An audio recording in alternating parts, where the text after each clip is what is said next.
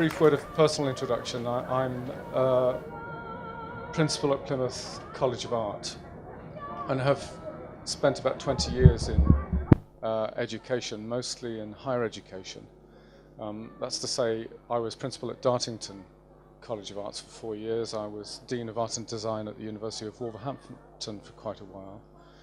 And my work as an educator has involved quite significant developmental work in China as well. So there's a kind of international horizon to this project, which I'll speak about briefly later. But what I thought I'd present to you this morning, because we are, after all, at a craft festival, is a making project, and one that arises out of quite significant concerns that we have as an art college on the state of creativity in general and creative art subjects in particular throughout the education system, but particularly in the school system.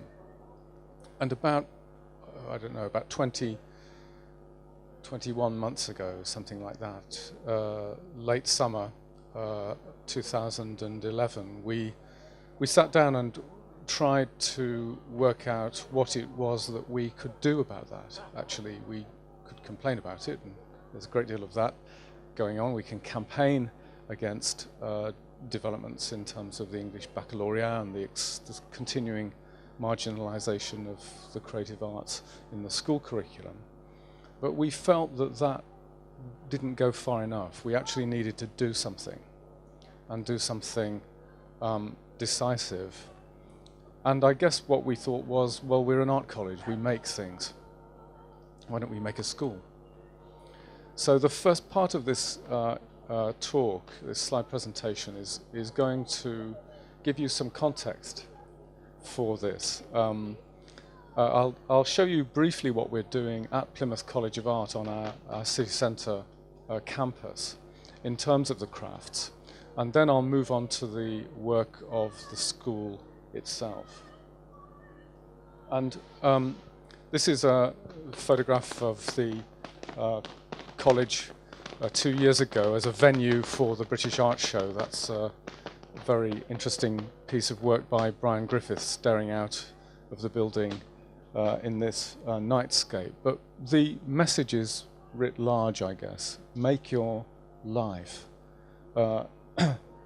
Make art your life. That's a philosophy, but it's also a continuum of learning that the college is very, very actively engaged in. Roughly speaking, about 60% of our work, 60% of our students are in higher education. They are studying BA and master's programs. About 40% of our students are studying A-level and BTEC extended diplomas in practice-based work across art, craft, design, and media. But we're based right in the centre of Plymouth. This is an independent art college founded in 1856 that has always been somewhere close to the centre of the creative and educational life of the city. The question for this generation is, how is it that we reinvent art education? How is it that we create a new kind of facility in and for Plymouth? And really, I guess the conversation also starts with the physical estate. And at the same time that we were thinking about creating a school, we also commissioned a master plan for the college. And I just want to walk you briefly through this. It's just cut off a little bit at the top, but we have been extremely fortunate in Feld and Clegg Bradley Studios. Oh, thanks. As our master planning architects, and we are, as we speak, on track, on time, on budget with the first phase of a new workshop block. I'm going to talk about that in a minute. And what you see here is 4 phases. The top 2 are under construction. The bottom 2 are completely speculative. If you know any wealthy benefactors or donors who want to put a couple of £1 million into an art college, then see me afterwards. So this is the phase that we are currently building in. This is Charles Street. It's a dual carriageway, a main thoroughfare, sort of slices the town into. And at a time when art colleges up and down the country appear to be closing down facilities in the crafts. Unthinkable, really, a few years ago that Edinburgh College of Art would close its ceramics program, but it has. We have taken a strategic decision to invest £7.7 million in new craft design and manufacturing workshops, brand new facilities. This orange piece is the second phase of that project. The first phase, this bit, will open in September this year. And the next phase will open in March of 2014. We had to stagger the project because we couldn't wait to find out the outcome of a funding bid that we'd made before we started building the first phase of the workshops.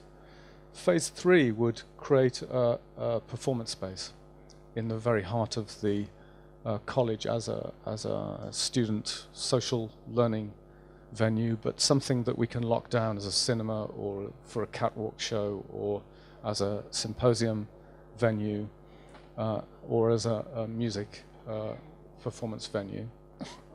As I say, unfunded.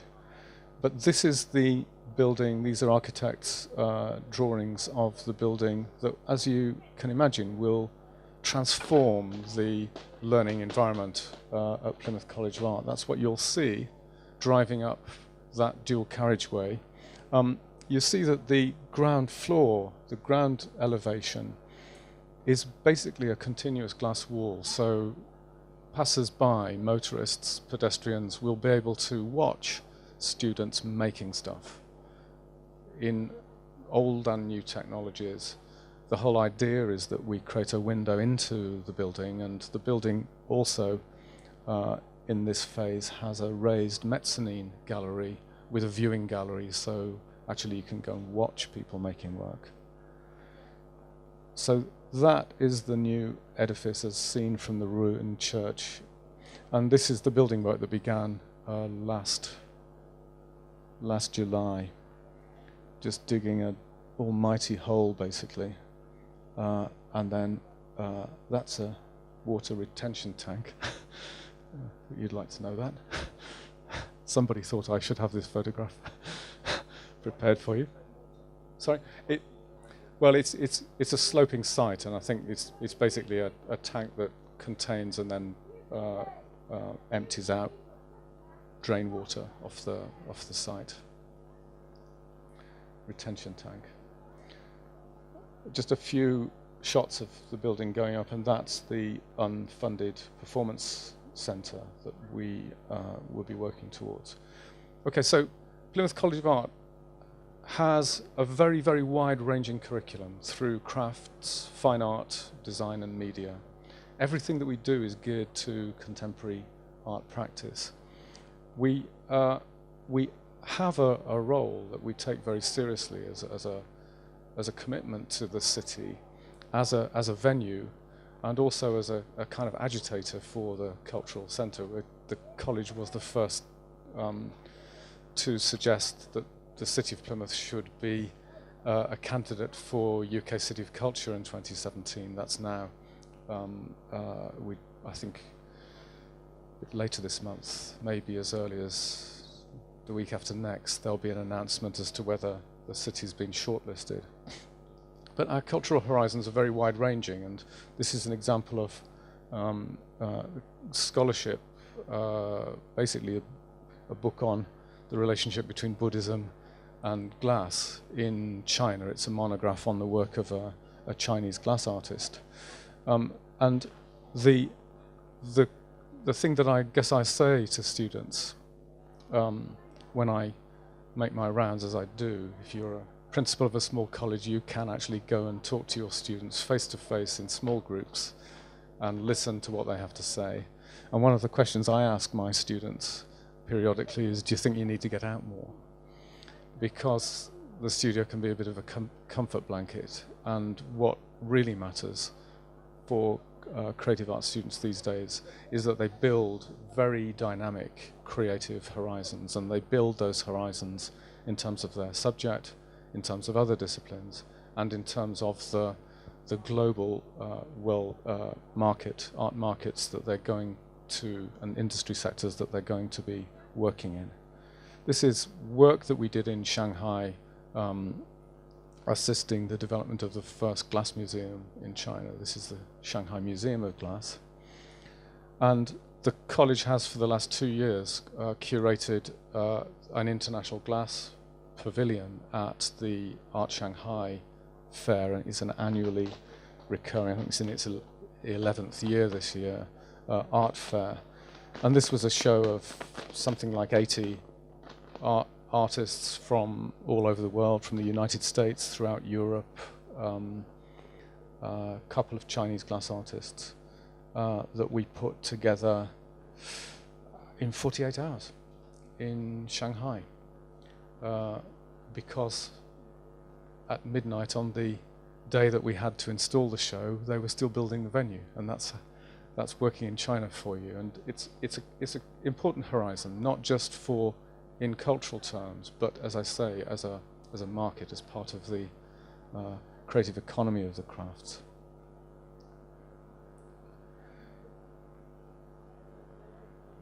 The youngest artists we work with are 4 years old.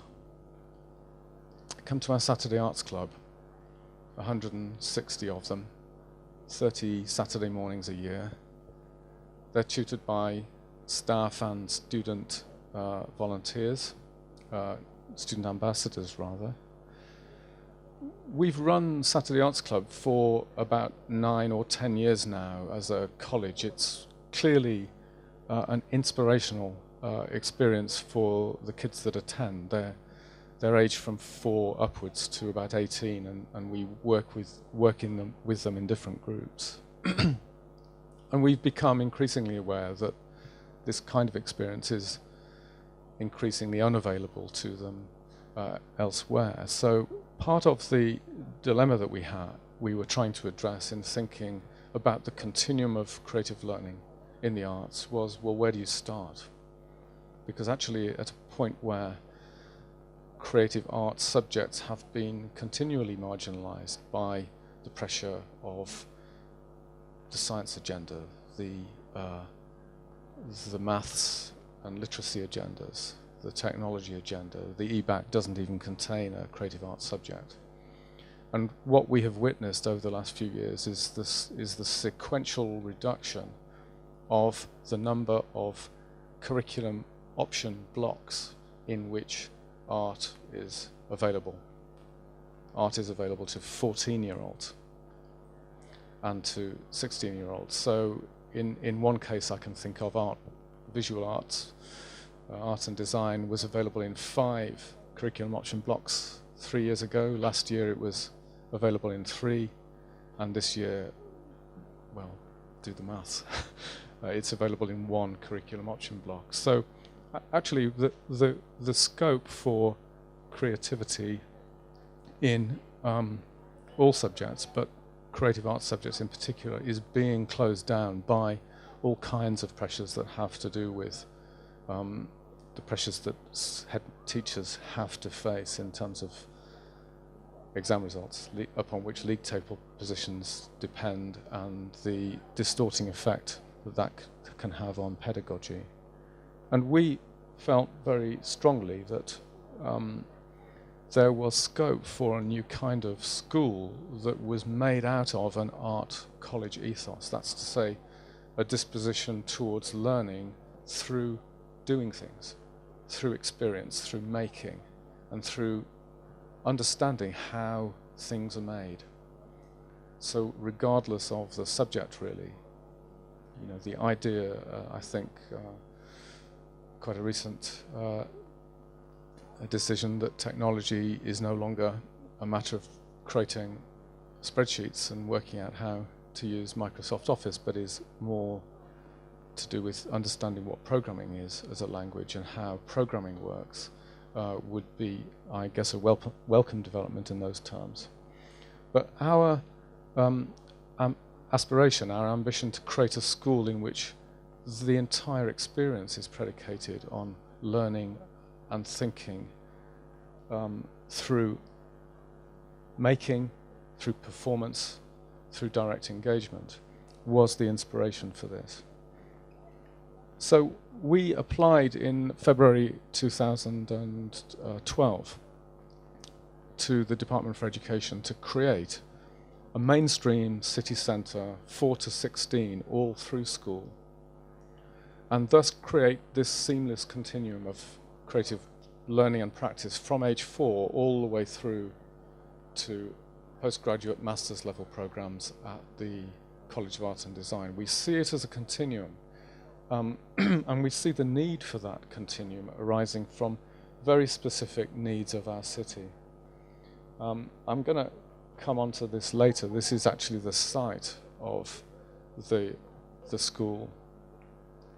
But we felt very strongly that we needed not only a new kind of curriculum, a new model, but that this model would help the city address issues in terms of aspiration, in terms of participation, that it would help close the attainment gap, that it would enhance progression into further and higher education, and that the learning environment that we were going to design would therefore correspond more closely with the kind of environment you would encounter in an art college than you would in a traditional school.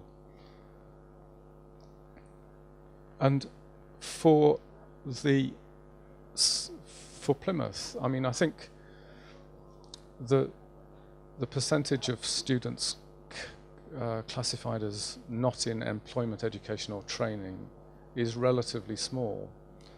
Apparently the number of pupils participating in post-16 education is significantly better than the reality suggests, because what we find is a lot of students drop out age 17. They enroll in sixth forms, they drop out within a year, and the raising of the participation age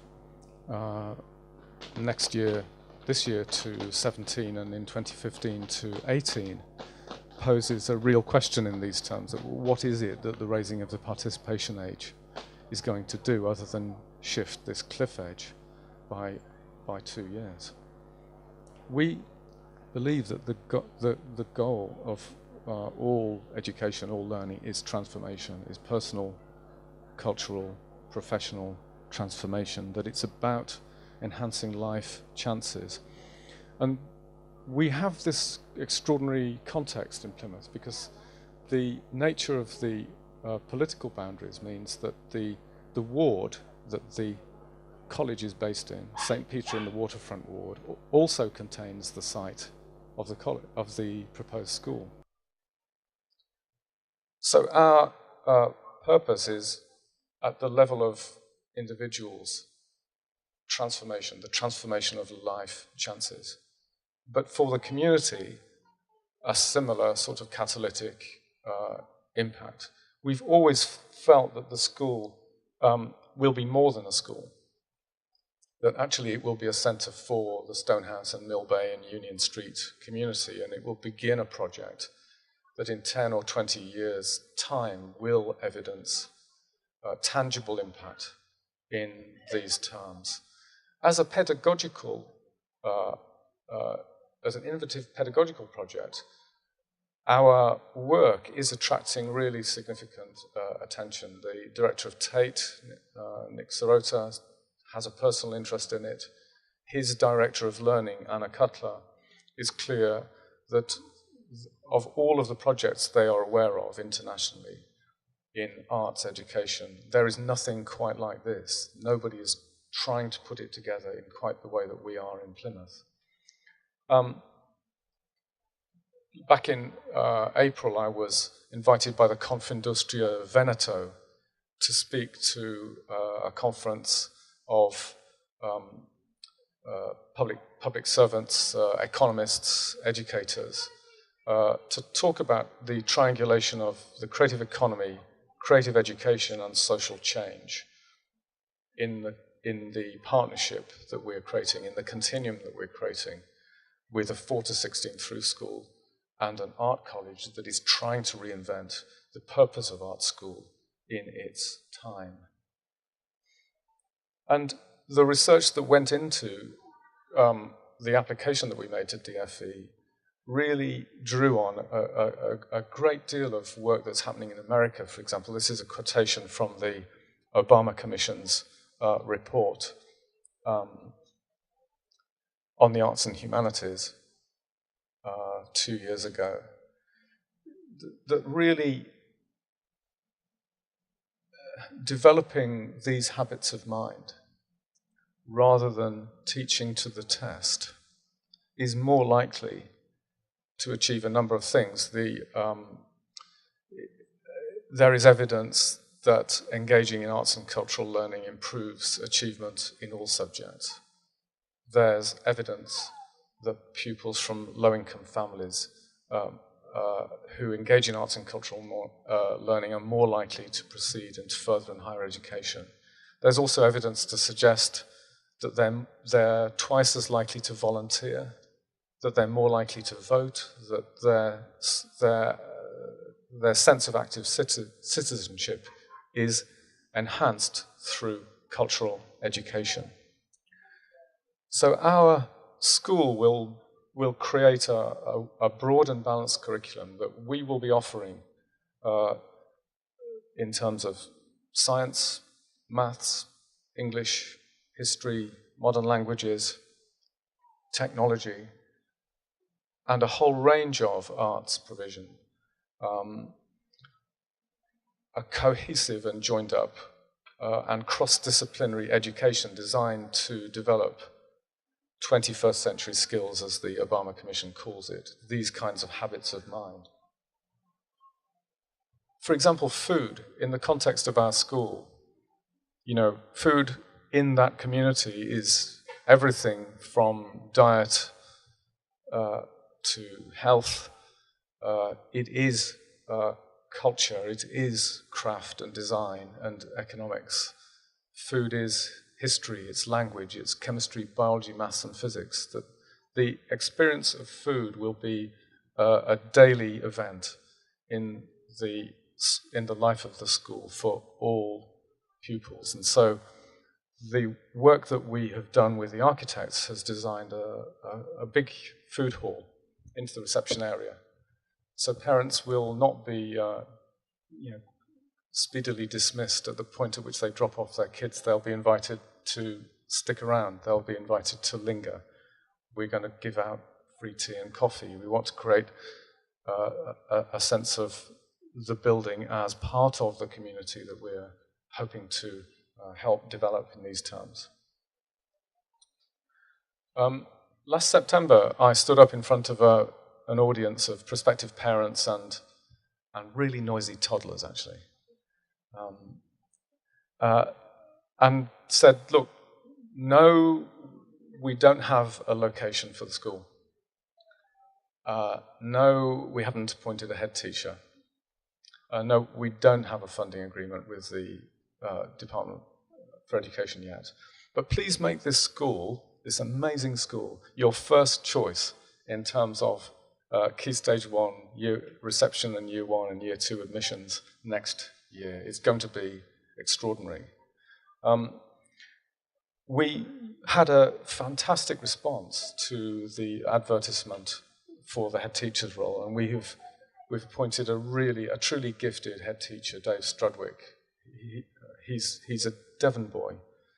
We didn't think that was a disqualification, but Dave has done. He's been a head teacher of 3 schools. He's worked in consultancy. He's worked with the Science Museum on innovative education projects, and that happened last October. In the application to DFE, we were required to. And if you'd like to join the graffiti Grammys, who are meeting in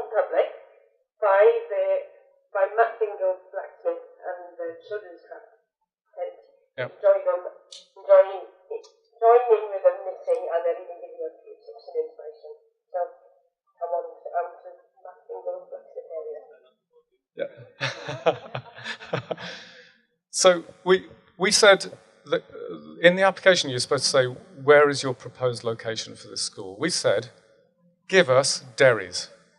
Give us the department store in the centre of Plymouth. This school wants to be in the centre of its community. We want people to walk in off the street. It needs to be that close to its immediate community, and it will be a catalyst for urban regeneration. Now, and we don't want any room in this building to resemble a cell designed for 30 inmates.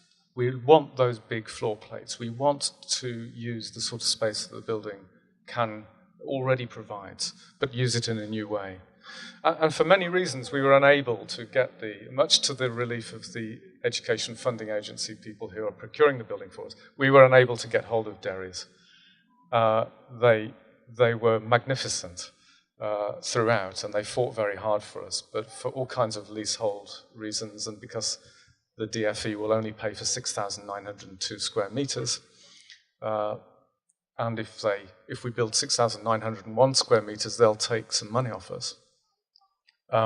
We were unable to get it. So we said, if we can't have Derry's, build us a department store, and we'll occupy it as a school. So the architects have had an amazing... our architects, Feld and Clegg Bradley Studios, the architects of the college, also were successful in bidding for the school building. They really, really wanted this project. The site that we were unable until 5 days before the closing date for September admissions to tell people where the school was going to be. Lots of things about this project have been back to front. But we now have 98 kids enrolled for September. We've got 20 places left that we're confident we'll fill before September. And the school will open, Key Stage 1, in temporary accommodation in Mill Bay. The Plymouth Herald chose the most glamorous archive image they could find for the site that we're looking at. But I think it's important to recognize that this is part of the west end of the city. It is next to a development, the Mill Bay development, which in years to come will be a fully fledged marina. But at the moment, it's perched precariously between the new apartments that you see being built over in the left there and, frankly, the red light district, the Union Street area and the area in which the former Palace Theatre is currently falling into decay. The college, for the first time, I think, in living memory, challenged the application by a sex shop in Plymouth to renew its license on the basis that it would be on a walk route to our school. We have already signalled our intention to help build community and change the nature of that area. But that's the back of the Palace Theatre.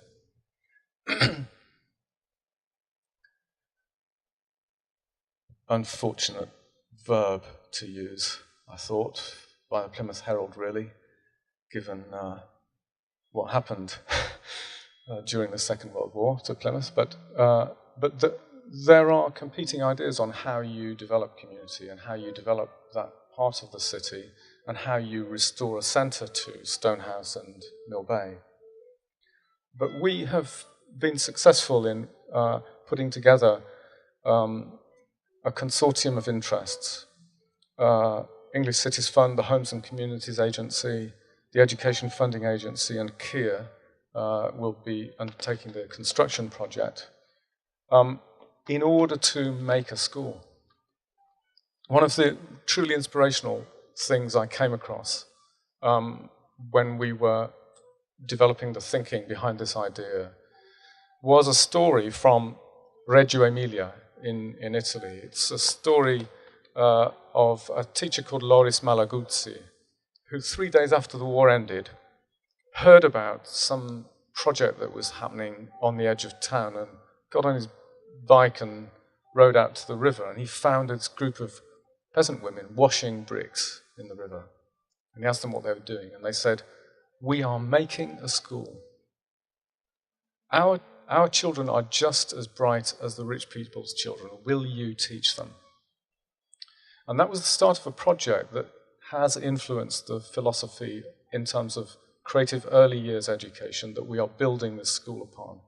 It was one of those light bulb moments where you realize that you can do it. And we, as a college, took the opportunity of the Free Schools Initiative because it releases you from the constraints of the national curriculum, because it suddenly created a capital possibility that we could get central government funding to build a school. And although in practically every way the proposition that this school is predicated upon seems diametrically opposed to almost everything the Secretary of State has to say on the nature of schooling, we have to acknowledge the fact that we could not have done this. We could not be doing this were it not for that possibility. So we've taken an idea that tends to attract quite localized or faith school groups and turned it on its head, and it's become a catalytic project for inner city Plymouth.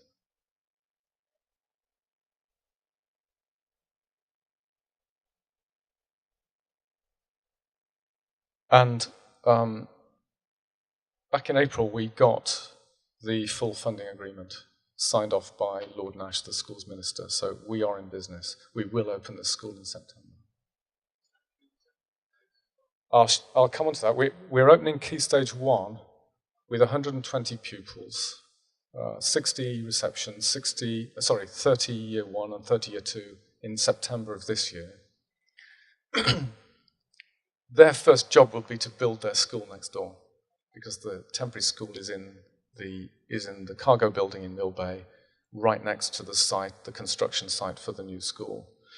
And then in September 2014, we will top up the progressing years 2 and 3. We'll admit another 60 reception, and we'll admit the secondary phase for the first time, year 7, 120 pupils in year 7. And I'll show you the breakdown a bit later. Oh, there it is. Yeah. So we'll have a school that contains 1,020 pupils in about 5 years' time, by the 2018 session.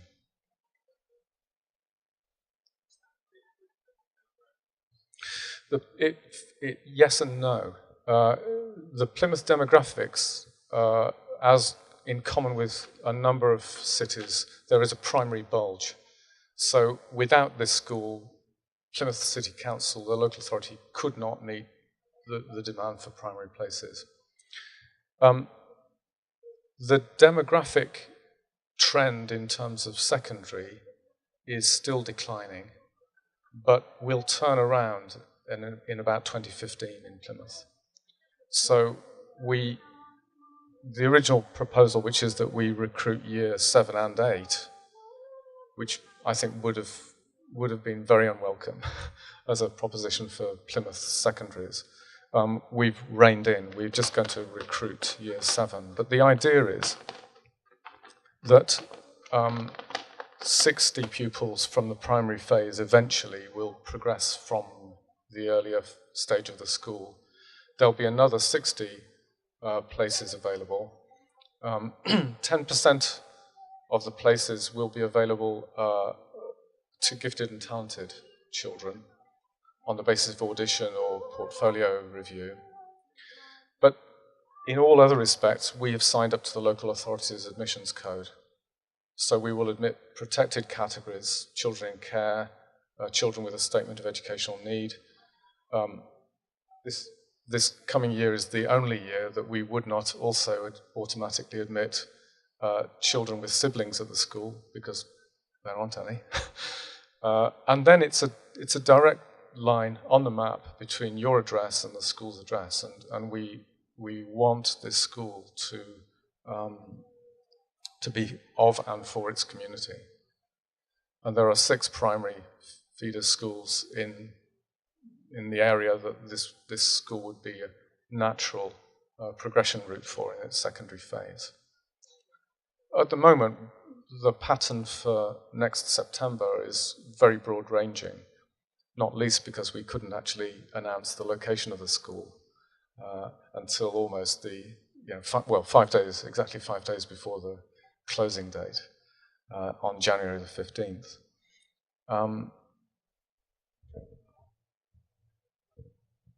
So now I just want to show you a few more images. This is the design. This is the Felden Clegg Bradley design. It's a 4-story building. You'll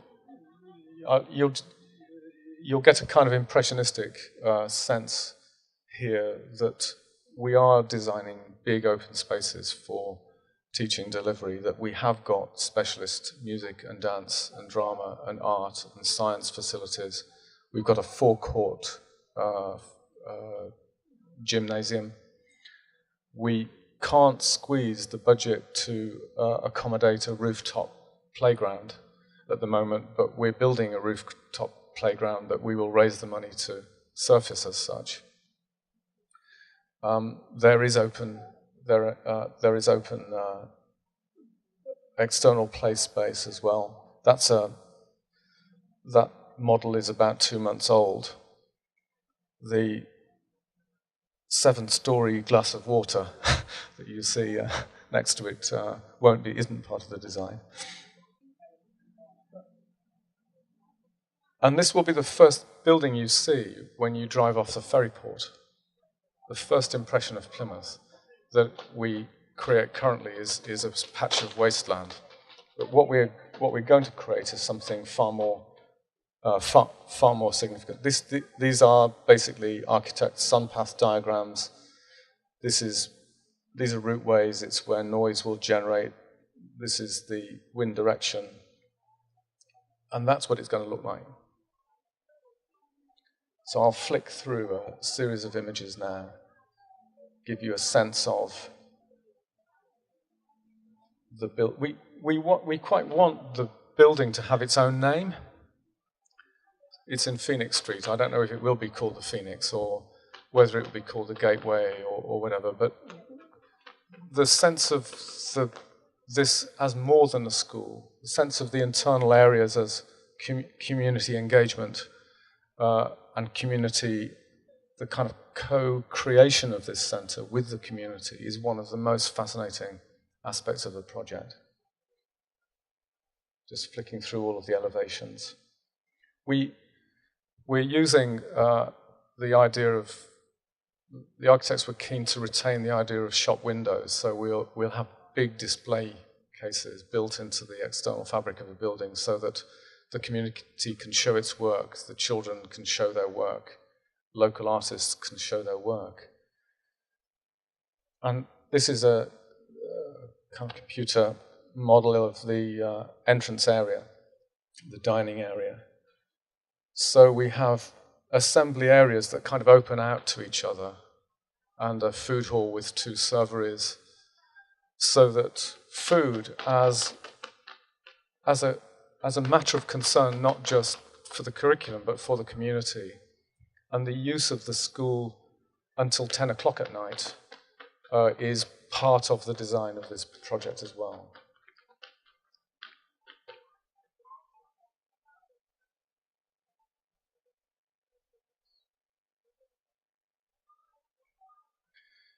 So we're now getting ready for the Ofsted pre-opening inspection, for the DFE readiness to open meeting, for the commissioning of the interim space. We're expecting the outcome of the planning application for the big school, and we're about to start the campaign for Year 7 admission, which closes in October. That's Year 7 for 2014. This school is right at the heart of the city's application for UK City of Culture. It really is about creating cultural horizons, not just within the city, but well beyond the city in terms of the kinds of links and partnerships the college and the school will develop internationally as well as nationally. And I thought I'd leave you, because you've been listening to my voice for quite long enough, with someone else's view, and this is just one example of the immense response that we've had from parents from the very point at which we announced the consultation process for the building of this school. It's been quite extraordinary. We were able to evidence 480 messages of support at the point of application. And the second most enthusiastic constituency that we've witnessed throughout this campaign has been from teachers. And we just appointed some phenomenally gifted teachers for Key Stage 1.